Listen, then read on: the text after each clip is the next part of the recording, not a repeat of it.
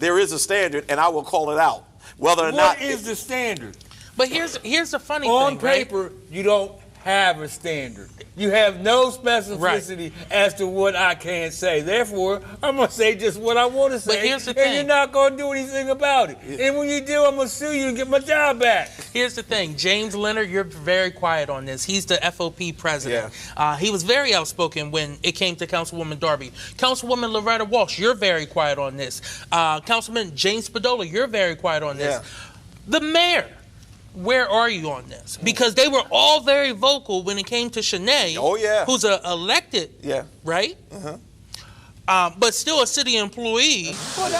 And so what do you as a city do for your own children? And I'm going to say it again.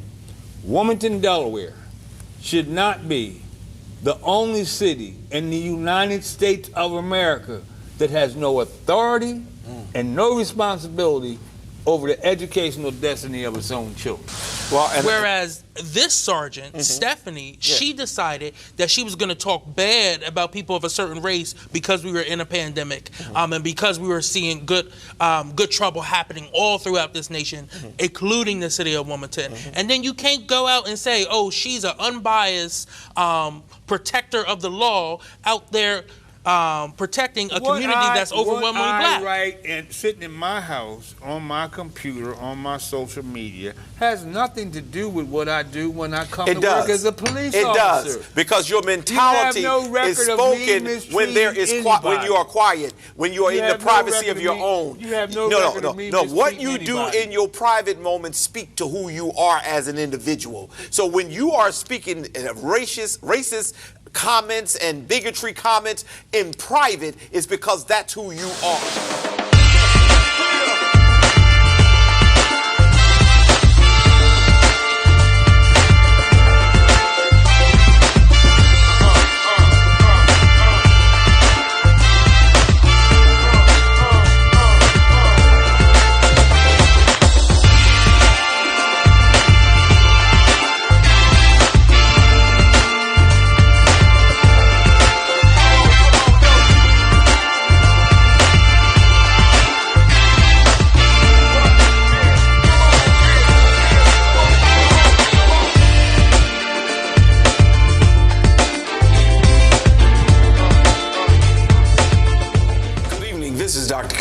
This is Kobe Owens.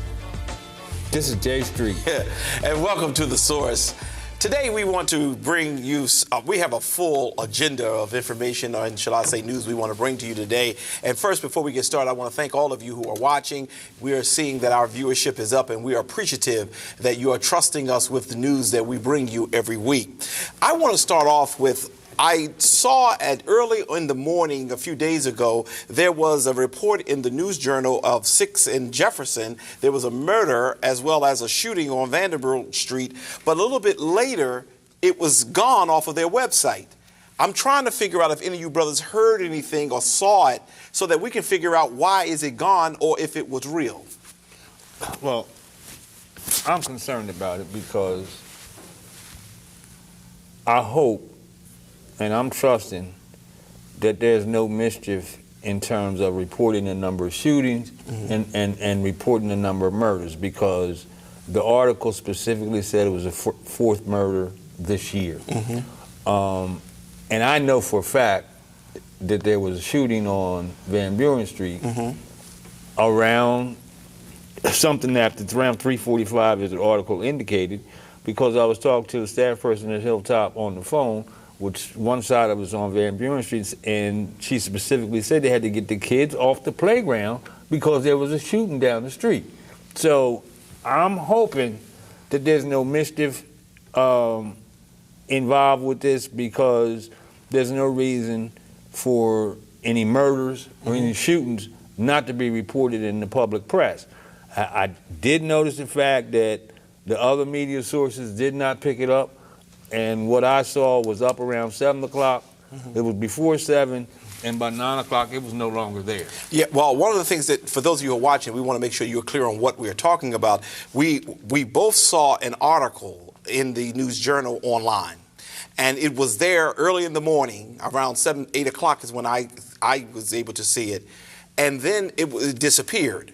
And what Street is saying, and I agree with him, is that if by some chance it is true, the public has a right to know. And we would hate to believe that the News Journal is in cahoots, what's the word? Cahoots, I couldn't get the word out, excuse me, with the city or the police department and not reporting fairly and accurately the crime and the various news that needs to be reported. I don't know if you knew anything about that. No, so actually I did not see it. Okay.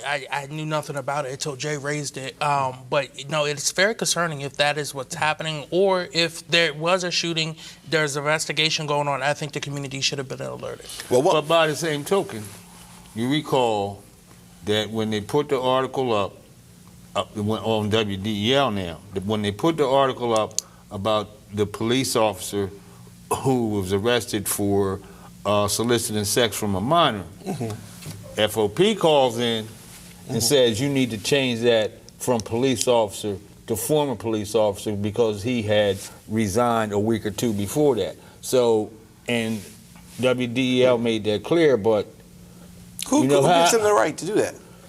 And who says because they called in that they get to tell the press, which is supposed to be freedom of the press, how to report news? Well, what they said, what they evidently demanded, and WDEL acknowledged, that they retract that part of it that says Wilmington police officer, because he was a former Wilmington police officer because he resigned a week or so before he was charged. He still had his badge. He still had a baton. So how did he resign? He didn't have his badge. He had his identification His card. ID card. And his... I was going to say something. You're in your church. Okay, praise the Lord. That does not make any sense. But I'm still stuck on how do anyone outside of the press have the right to say how we report the news? Well, I know one thing. For the 47 years that I've been playing in the arena, I've never had that kind of latitude. So that's all I'll say. I've never had that kind of. I never had that kind of leverage, and to the point, you know, they have written whatever and said whatever they want to say about me, and you know, the heck with it. Yeah. Well, you made a comment a few months ago, a few weeks ago, that the FOP should not be running the government. The government should be running the government. But we are seeing constantly. The government should be running the police, and it hasn't happened. Yeah. And we go all the way back to when they were able to run that law enforcement office, Bill of Rights through the General Assembly, and it's been fundamentally unfair and flat out rotten ever since. Yeah, absolutely. Absolutely. Well, I want to turn to another piece of news because I'm concerned that I didn't see a vote on the mayor's budget. Because we are calling out saying to the city council members, I can't wait to put you on the screen so that the community will be able to see where you are as it relates to this budget. And when we were doing our investigation, I'm finding out that the budget, the vote did not happen. Right. The vote's not going to happen until June. Right. The vote's not going to happen for a while. It's the budget hearings that are going on okay, right now. I'm sorry. Okay, thank you. And that was, you know, they had amended the schedule to give them some time off, right? And it was kind of weird because you really didn't know why they did it the way they did. And, you know, maybe you say, oh, well, Easter's coming up, but I think you would have got it done prior to that, correct? So come to find out it's because the finance chair was not going to be there. He accompanied oh my God. Accompanied. Yeah. Go ahead. It's been a long morning. That's all right. The mayor, the Wilmington mayor, to Qatar, a country in the Middle East, over in Africa, to meet with their prime minister to discuss relationships between Wilmington and some of the cities over there, and talk about what exactly we can do as a sister city when it comes to economic development and investment and building. Well, I have a whole lot I could say in this area, but first of all, who is the mayor right now while he's gone? So the line of succession, how it works for almost any local government, is the council president becomes the acting mayor. But there was no notice put out. So what I'm guessing happened is he probably either left his chief of staff or his deputy chief of staff in charge while he was overseas. Is that appropriate, Ms. Loretta Walsh? Is that appropriate? I mean, we don't. Our mayor is out of the country, and we don't even know it. And who is in charge? Right. Yeah. No. And again, this goes. Look, it's great to highlight the economic policies, right? That Wilmington really doesn't have a say over, but it looks good to go on a trip to the state of Qatar. It's more of a how can we continue to support private sector, right? But it was paid for on public sector dollars. But also, if you look at it, they did sign an MOU to exchange experiences on various fields, which is a very vague statement. It's nothing that we haven't done before. It's just usually they're a little more detailed than that. Yeah, I'm still stuck. And I hear you saying all the mechanical things. Who's running the city in the absence of the mayor being gone? If the president, when he was sick for those couple hours, our vice president became president. Right. This is why. Second of all, why did he take a district person instead of taking a person at large? Is it because he's in charge of finance? No, well, maybe that's the reasoning, but truly and traditionally what you do, you would take the council president with you, and then the council pro temp would be the acting mayor. So why didn't we take, because he doesn't agree with some of his policies? So I don't know why the mayor did not take either council president Trippy Congo or council pro temp Maria Cabrera. Usually those are the top two positions of leadership, and then you have the finance chair as well, too. You have nothing to say? I have nothing to say because, on the one hand, I sat here 2 weeks ago and I talked about the need to not raise taxes, and at the same time talked about the need to do some economic development as it relates to city finances. So I can't argue with making an effort to do economic development. But right now, what's the name of the city? Doha? Well, that can be the sister city. I don't know anything about the place, but right now, the sister city is Murder Town, USA. Okay, what are you doing about that? And you got $8 million stuck in the budget, supposedly to reduce the violence. But everybody I talk to doesn't know what the $8 million is for. Now, I know full well that the administration knows some of the things that should be done because the mayor was chair of the Hope Commission. And if those things that the Hope Commission recommended is what is going to happen, that's wonderful. But then I have other people speculating that the money's not actually going to be used to reduce the violence. And I think the public has every right to know, and I think that city council people, some of which say they don't know, have every right to know. And folks need to start calling the mayor's office and asking, what are you doing with this $8 million while you're talking about raising taxes? And they need to ask their city council people, what's your position on voting for this budget with a tax increase and a sewer increase in this fiscal climate? Yeah, well, one of the things we're going to do is we're going to make sure, because there are some city council members who are banking on the fact that their voters will not vote. So therefore, they can do what they want. They can keep supporting the mayor. They can keep going against every agenda that the African American and Latino community go up for. And I'm going to continue to show the individuals, whether they black, brown, white, or indifferent, who just do not care about their district, because that's what's missing. No way in the world can a mayor feel I have 7 votes and it doesn't matter what I do. How could you have a budget and not know what's in, for example, budget to reduce violence, and not know how that's going to happen, and we vote in favor of it?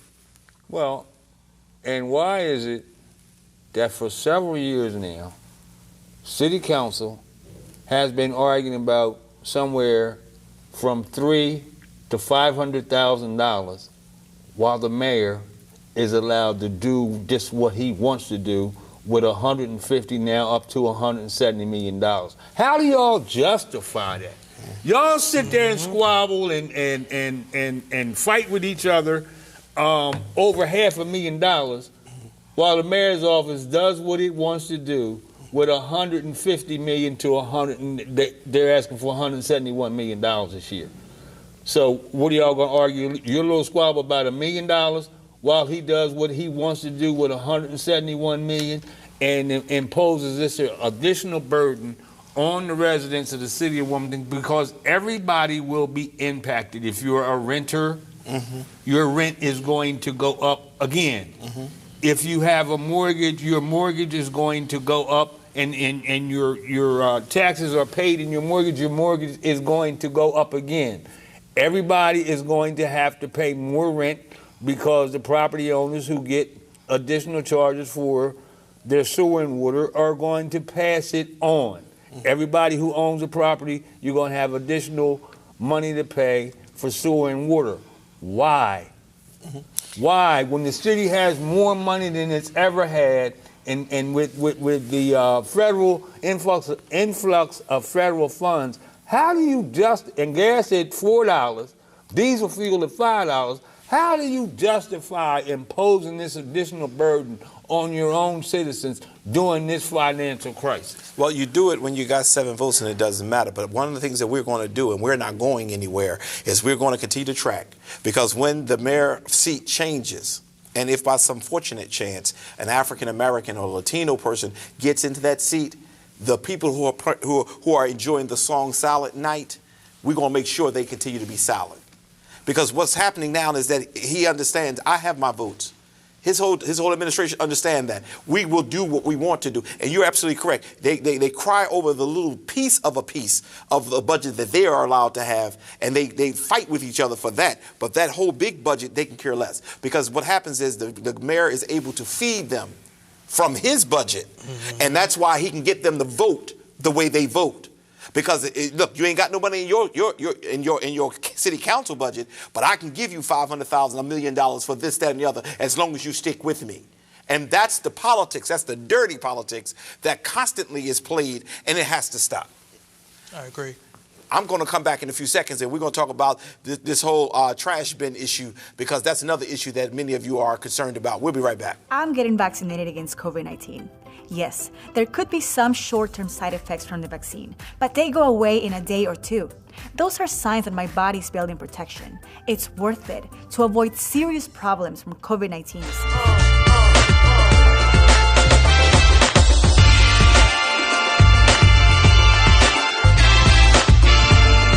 And we're back. We want to turn our attention towards this new policy that the city has with collecting trash bins. I don't see much of a problem with it because, you know, you put your trash in your bin that they issued and they come and pick it up. What's so good, so bad about it? So, you know, the city is now saying when everyone got the new trash cans, it was a pilot program to get everyone in a uniform system. Then, unfortunately, someone got hurt when disposing of trash. One of the trash people last year, when oxygen tank exploded and severely hurt two of the workers, I believe. So now the city is saying they're taking the next step and saying we're only collecting trash that are in the city issue bins. We're no longer going to pick up. If you have 3 bins out and only 1 city issue, well, you're still going to have 2 bins full of trash when you come home. So, you know, it's a system that they have been saying they were going to do. It looks like they're fast-tracking it a little bit, and it will be taking place soon. Are these bins big enough? But the fact of the matter is, if I throw oxygen, I can throw an oxygen tank in a non-city barrel, same, and I can throw it into a city barrel. That's very true. So, very true. Okay, so for me, that dog don't hunt. And if the employees in Local 320 are advocating that, I got nothing to say. But if it's not employee driven, I have a problem with it, and let me tell you why. What people don't know is at the beginning of the first term, or in the middle of the first term of this mayor, they went through the city, community centers and other nonprofits, they stopped picking up our trash. And we had to go get private outside haulers.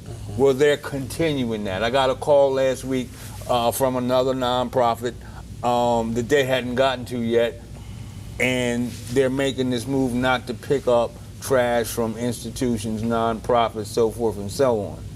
I argued when they changed that at Hilltop, well, I'd rather pay the city than pay one of these contractors, and that wasn't even considered. But I'm concerned, and I really want to know what 320's position is, because I honestly think what they're doing is eliminating jobs and cutting down the number of employees on those. If you don't have as many places to pick up from, then you don't need as many employees. That's one. Two, before they ever sent and gave me that trash barrel, I had purchased a trash barrel. Well, if I have an outing, or if I have a family event and there's more of my family that comes over, one trash container is not going to hold all that trash.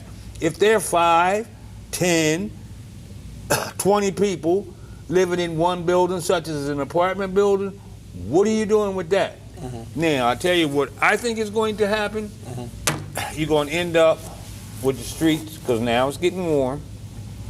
You're going to end up with trash being left behind. You're going to end up with rodents all over the street. You're going to end up with people complaining, and if you don't pick it up in front of the house, you're going to end up picking it up in the parks anyway.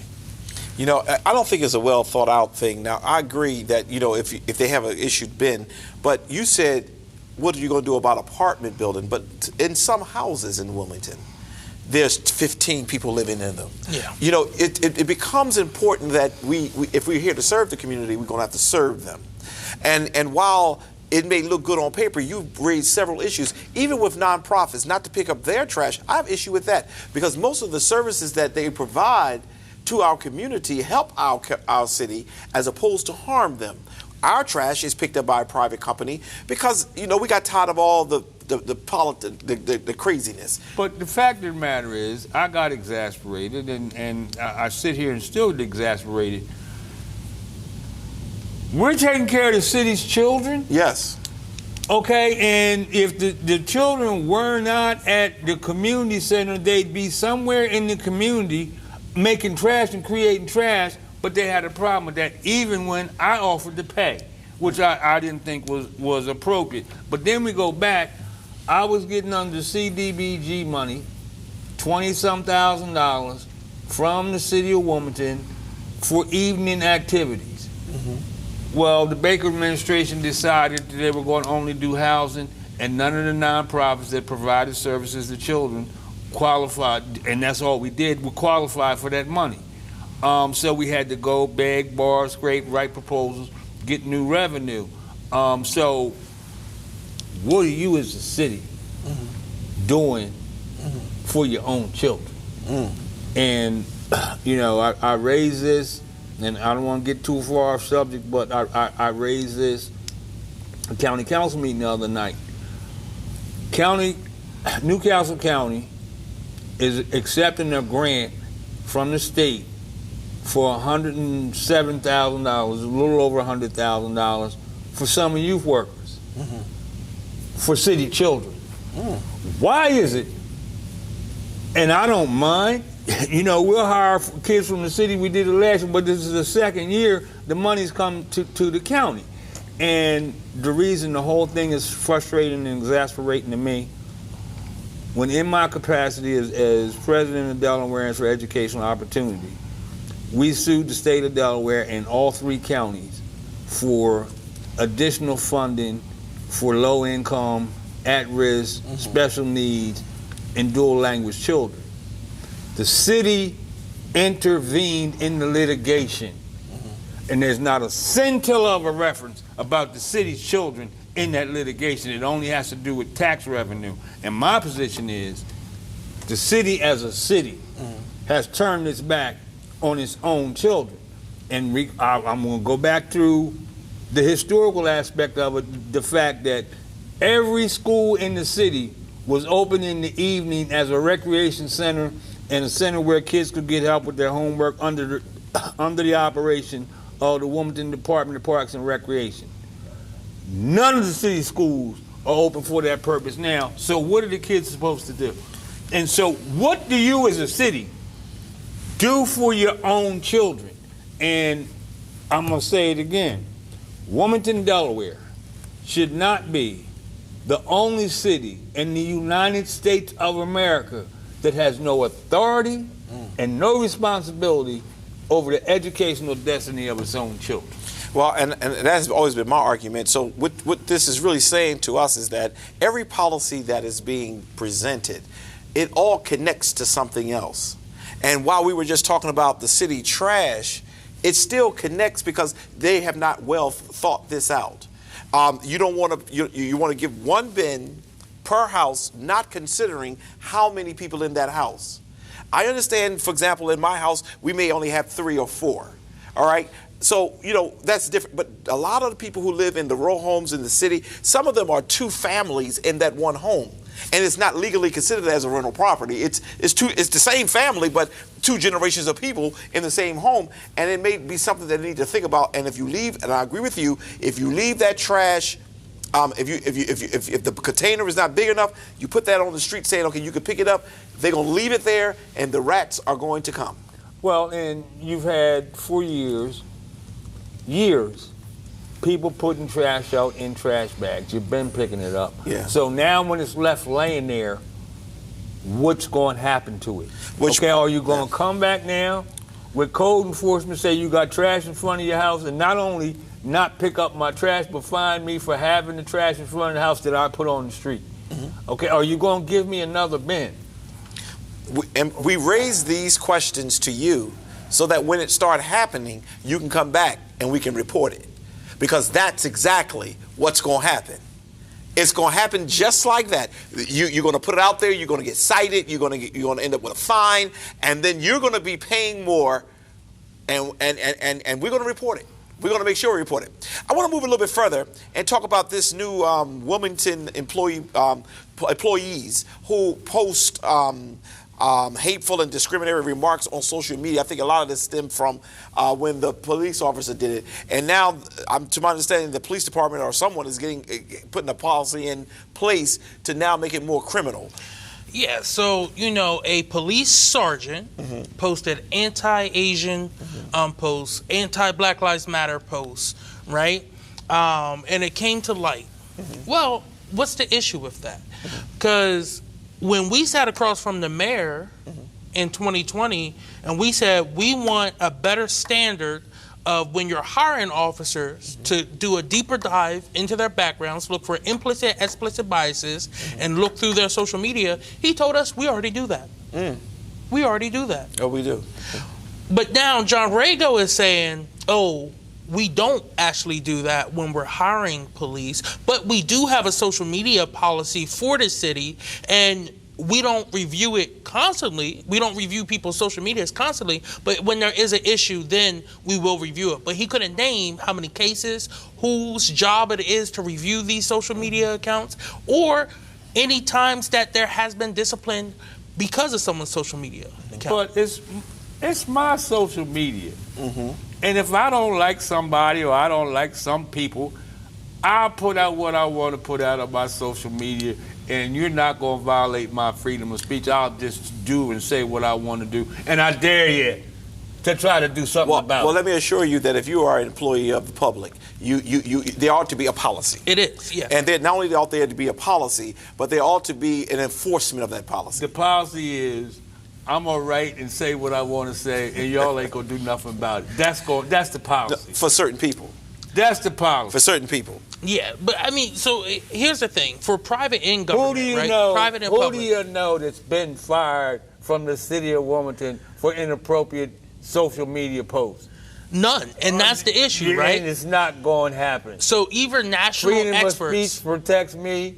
and y'all are scared of me, so freedom of speech I'm does out two protect you. ways. It does protect you, but freedom of speech does not protect you from hate, Right. racism, and discriminatory. Did you understand that Well, part? that's your opinion that I'm racist versus whether or not I think I'm a racist. No, there's a standard of racism. There's whose standard? Who imposes Well, it? you're right. But the point is, there is a standard, and I will call it out. Whether or not What is the standard? But here's the funny On thing, right? paper, you don't have a standard. You have no specificity as to what I can say. Therefore, I'm going to say just what I want to say. But here's the and thing. you're not going to do anything about it. And when you do, I'm going to sue you and get my job back. Here's the thing, James Leonard, you're very quiet on this. He's the FOP president. He was very outspoken when it came to Councilwoman Darby. Councilwoman Loretta Walsh, you're very quiet on this. Councilman James Spadola, you're very quiet on this. The mayor, where are you on this? Because they were all very vocal when it came to Shanae, who's an elected, right? But still a city employee. But I, as city council president, I can talk about any city council president I want to. But that ain't how it ended up. I don't have to talk about something that y'all don't like on social media. I might like it. How are you to tell me what I can and can't talk about? But you cannot have different standards for different people. They already made that standard very clear. She owed the police an apology for her post.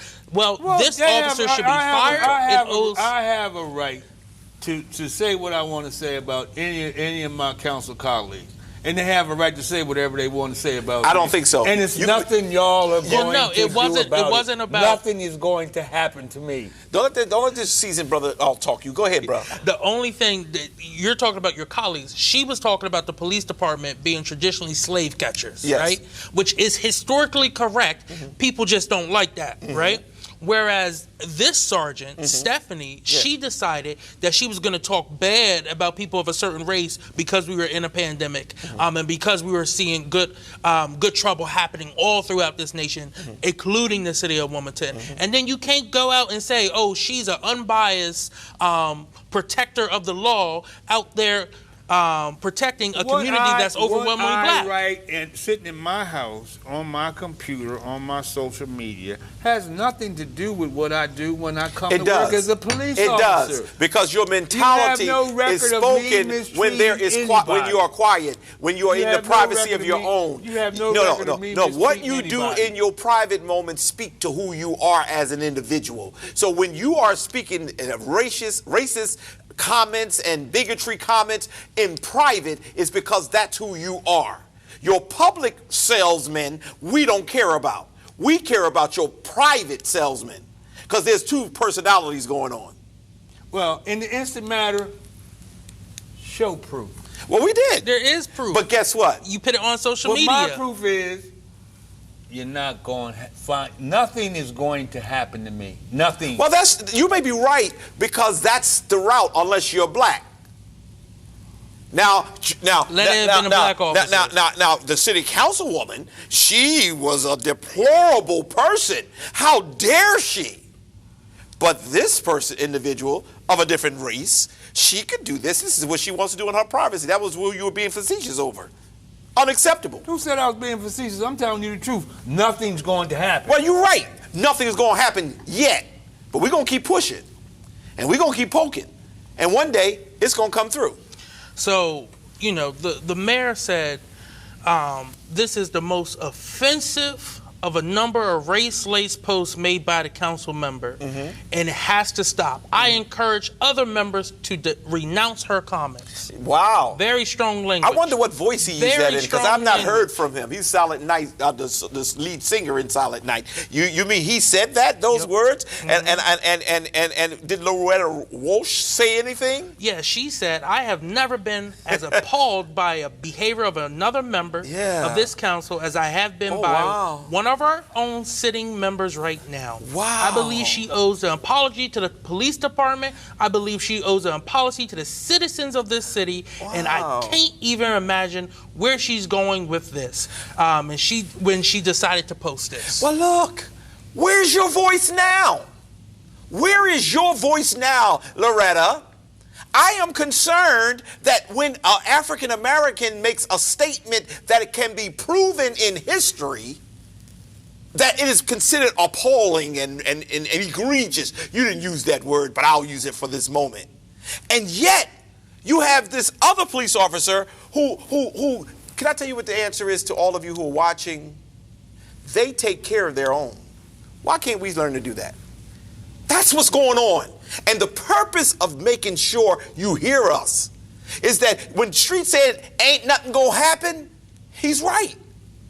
Because as long as they're in power, as long as they can buy chicken dinners to certain leaders in our community, they can do what they want to do. But the impropriety, separate and apart from what's posted, whatever the police officer posted, okay?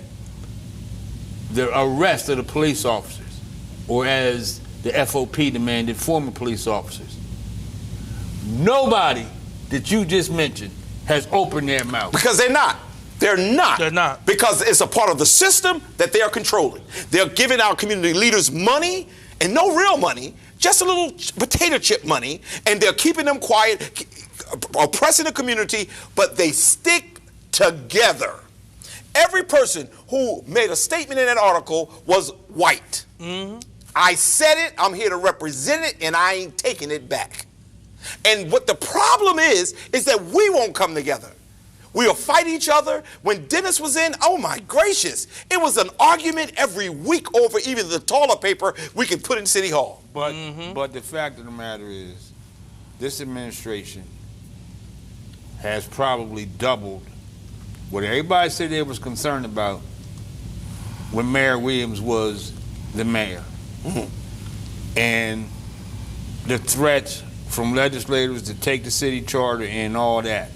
But when you have the highest number of murders in the city under this administration, when you have unprecedented levels of police impropriety and misconduct to the point where officers are being arrested, there's nobody saying anything about the overall operation of the city. Because they've been bought. Well, they've been bought. But here's the harsh reality, and I'm gonna keep on saying it.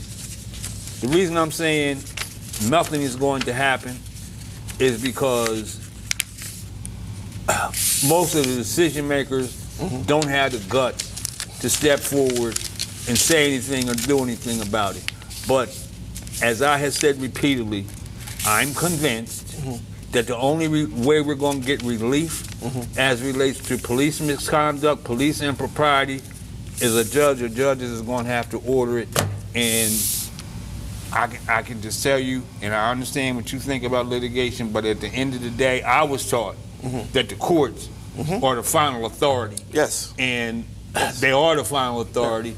And unfortunately, I don't see relief coming from anywhere else anytime soon. And the reason why you may think that I don't really care too much about the litigation part, I really do. I know. But they also know. They don't stick together, meaning the black folks don't stick together. They'll start a lawsuit, then they'll fall apart. Now, you proved, Street, you proved that you could stick with an issue and sue and win. You're one of the minorities who have done that. We put up lawsuits, we get fired up, we come to the meeting, we ready to protest, and then we evaporate, and they watch that. They watch that. Oh, they fired up now. Oh, they fired up. Let's just do some kind of control to make sure it don't get too fiery. That's why when you had that big major protest and all the vandalism that happened downtown, I was shocked to see that it lasted even as long as it did. But they understand that language. They just fired up right now. It won't be long before I can buy this person a chicken sandwich, that person a fish sandwich. They're not buying. They're not buying. Be real. Let's stop playing with this. Okay? They're not buying hamburgers. They're not buying chicken sandwiches. They're running people's campaigns. Well, it's still chicken sandwich. and a lot of chicken sandwiches. people wouldn't have got in office if their campaigns hadn't been run by other people. And so, yeah, in your mind, you're brought and paid for. But there's no rule that says you can't accept the money and then tell them to go pound sand if they try to demand you do something. Or give them their money back. Yeah, yeah. Because at some point, Jay, we're going to have to say our integrity has to be the front of it. And that's one of the reasons why I didn't want none of that money, none of the grant money and stuff, because I didn't want nobody to ever control me. And the problem is right now, you're right, they run these campaigns, hey, we're going to make sure our district supports you so you can win. You've got one and I believe 2 city council people who were duly elected, who never even campaigned for themselves. You didn't see from them, no signs, no nothing. Yeah, because they have the same metric. You know, if you get that district over there behind you, you only need a little sprinkle from everywhere else. But when it's to the point where you tell your colleagues that you agree on a position, and then you get phone calls that says, do you remember we supported you, we did this, that, and the other, and you don't show up to the meeting? That was horrible. That was horrible. That was egregious. That was preposterous. That was just unbelievable. And that's what I'm trying to say to the community. Those of you who are watching us, you got to understand behind the scene. Because a person look like us doesn't mean they're representing us. And I'm watching very carefully. I'm gonna keep exposing. I can't wait till this vote happens with the budget. I can't wait until other city council votes happen because we're gonna keep exposing. People are enriching themselves off of these chicken dinners and getting their campaigns financed so they can have a little bit of power. And they do not represent the districts that they are responsible for. And it has to stop. But it's sadder than that. Because I reflect back to my childhood and all the efforts that the elders made, all that they went through to get representation in city council. How excited they were the first one, the second one, so forth and so on. And when you have a majority minority city council that is subservient to the mayor, I know those elders turn them in the grave are looking down with frowns on their faces in terms of this is not what we fought, bled, and died for. What are y'all doing? And how do you sleep at night? Right. I call it the Putin syndrome. They understand in order to survive, they got to fit in where they can get in. But you know what? That's not what you'll say your parent, the people who worked hard, they did not fight for African American representation to be a sellout. They did not. And because you're Latino doesn't mean you probably privately share the views of the Latino community, or if you are African American, you probably privately, but watch what they're doing. And I keep bringing up the name Walsh. I keep bringing her name up because I watch her. She only speak out when there's a black issue on the opposite. And she will send her little checks to the different places to say, not her personal, but the city's money, to say, here's something for you. And she keep getting the top votes. I think Justin was the only one that got more votes than her at one point. But beyond that, we got to stop electing these people. And they need to come back. I'm calling. Pastor Curry is calling for city council to go back to session. You say the pandemic is over. You say that we don't have to mask up. Why are we still doing Zoom? Why are we, because I need to be able to feel the people that represent us. Why are we still on Zoom? Call your city council president, Council President Congo. I'm asking you, it's time to call them back to session. And whoever can't be there shouldn't have a vote. In order to go back, you had to have 7 to go out to Zoom. You're going to have 7 to come back from Zoom, and I bet you there ain't 7 there. I believe that you do what Donald Trump said. Put it to the floor so we can see who's representing the people. I believe in votes. But it's got to be public. The variant is on the rise. We remasking in Philly. We're going to end up remasking here. They said that we are out of the pandemic. I'm saying... But you know better. Because I keep my mask on.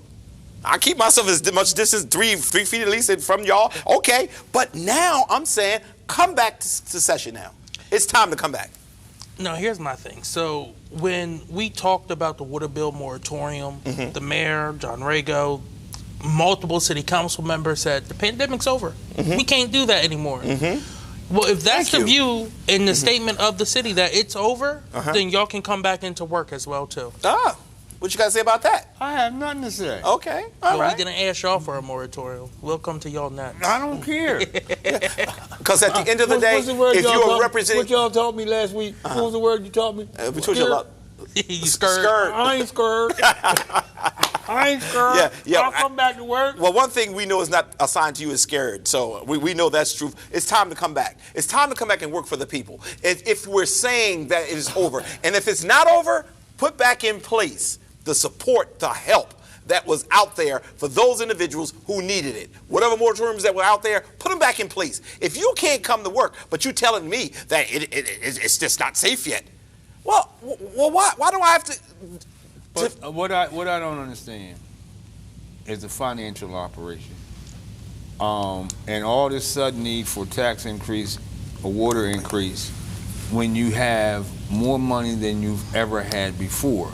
I also don't understand the fact that if I was employed in a business downtown and all of a sudden it's my business, that business is located downtown, all of a sudden I'm working from home, what does the law really say about me being employed in the city of Wilmington, and how do I get away with no longer paying city wage tax when in fact the company I work for is still located in the city of Wilmington? I don't understand that. And to my knowledge, they haven't even thought about challenging that. Well, I don't understand that. Well, and honestly, I didn't think about it until you just said that. Maybe that's what But you're that's doing part good. of the loss in revenue. Right, They okay. cited 2 losses of revenue. One, what I just said, and 2, since there's not as many people coming in town, they're not getting as many red light violations with the cameras. That's why. That's what they said, it, not me. Oh, Lord help me, Jesus. It's sad. Isn't that what they said? Yeah. That's sad. That's just outright It is. sad. That's just outright sad. Let me ask you this question. But see, that's a good thing that the mayor is over in Asia, Africa, wherever he is, trying to do economic development. He's trying to generate some revenue, And he's still create going to some raise jobs taxes here. no matter what. You know what I want to know? Now, Markel did something. I'm not sure who administration it was when they did the open state checkbook. You know what I'm talking about? remember that. All right, the book. Whoever get any money from the state is on the website. They call it the open checkbook, isn't it? I don't know what they call it. All right, is that the same in the city? So if you get anything from the city, you can go on the. You're supposed to. It's supposed to be a transparency aspect of it, and there was a new thing created underneath our auditor for the ARPA and CARES Act money that comes into local governments, called Project Gray Fox, I believe is the name. Again, it's an opt-in. Some places have not opted into it, but you know it's a pro-government transparency tool. And the reason why I'm asking that question is because I really need to know where all this money is. That's where we're going to start putting our attention. Because if we got to raise taxes in a season when we have been given way more money than we've ever been given before, where no one is really coming into the city, the electric bill in the city county building should be very low now. No, the electric bill is just as high as it's always been because you got the same. You got to heat the building. Yeah, you got to heat the building, but you ain't got to heat it as long. Oh no! You can turn it down to 60. No. Certain people are essential employees, and they have to be in there working. And What can they put them all on one floor? No, that violates COVID regs. Oh, okay. I'm gonna let y'all say what y'all want to say, but we're gonna be doing some investigative work, and we're gonna just start revealing stuff. But I don't want to bring you anything that is not factual, because at the end of the day, we want to make sure that we can be relied upon as giving you truth. And I am always concerned when we are not thinking through the things that we have to think through. We're gonna be back in just a minute. We'll be right back.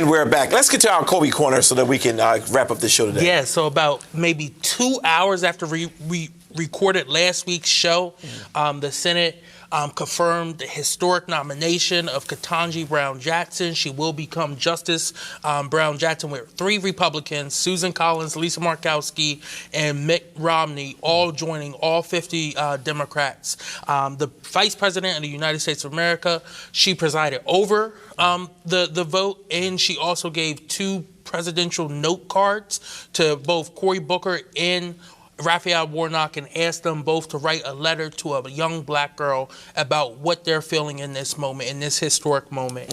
And then, after the vote was in, all the Republicans walked out.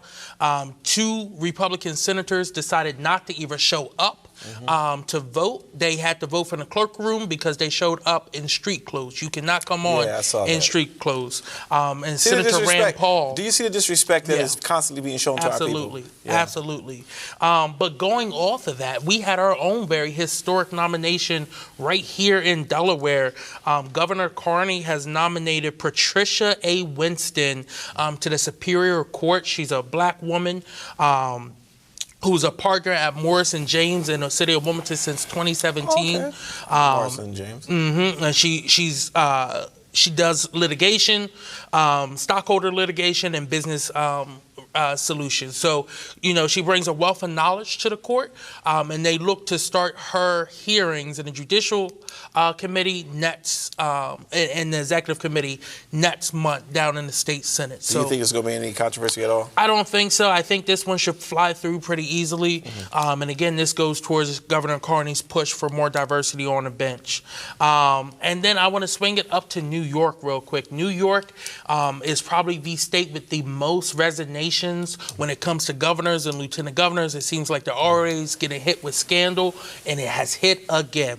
As we know, last year, the governor, Cuomo, resigned. Lieutenant Governor Kathy moved up to governor, and she appointed Brian Benjamin, a state senator who was vetted by her entire team, one of the best people, can not imagine him doing anything wrong. Well, he was arrested. He was arrested the other day, and he later resigned in the day on facing bribery and fraud and conspiracy charges, going back to campaign contributions from developers, that if they gave him donations, he would then in turn use his position and influence to get them $50,000 contracts here and there.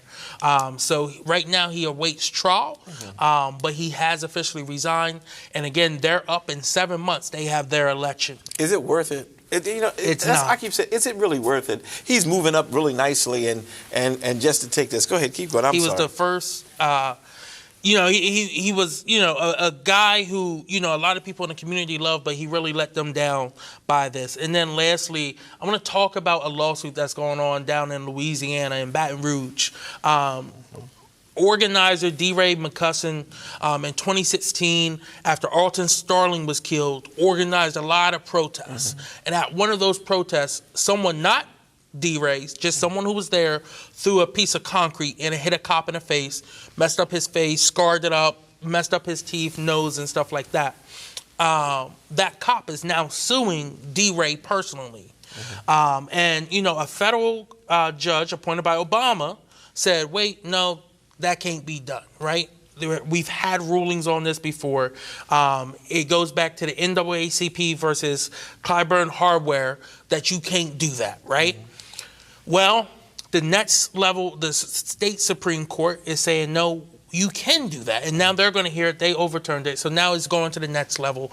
And this is going to have a huge impact on someone's First Amendment rights to organize protests. Now, why I bring this up is because Pete Swartkoff called for me to be arrested. I remember that. Called for me to be charged to the fullest extent of the law. But yet, we don't have that same right for officers who killed unarmed black people because of qualified immunity. So if they want it for one side, then let's get it for all sides if we're going to go that route. Let's call control. If that's the case, do the officers in the January 6th, do their families or the injured officers, no, do they get to sue Trump? No, because that wasn't protesting. That was civil discourse. peaceful civil discourse. Even though people died, that's peaceful. But black people saying, please don't shoot me, we're violent. And I'm going to respectfully suggest that if that litigation is allowed to go forward and he's allowed to be sued, that it's going to reverse, because even at the Supreme Court, the legal leads for the nation, they're not stupid enough to do that two ways. Right. So this is going to end up causing them some difficulty.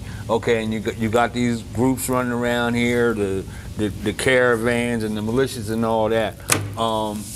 It can start with us, but if it prevails, inevitably it's going to impact other people who think they can just run around and do what they want to do.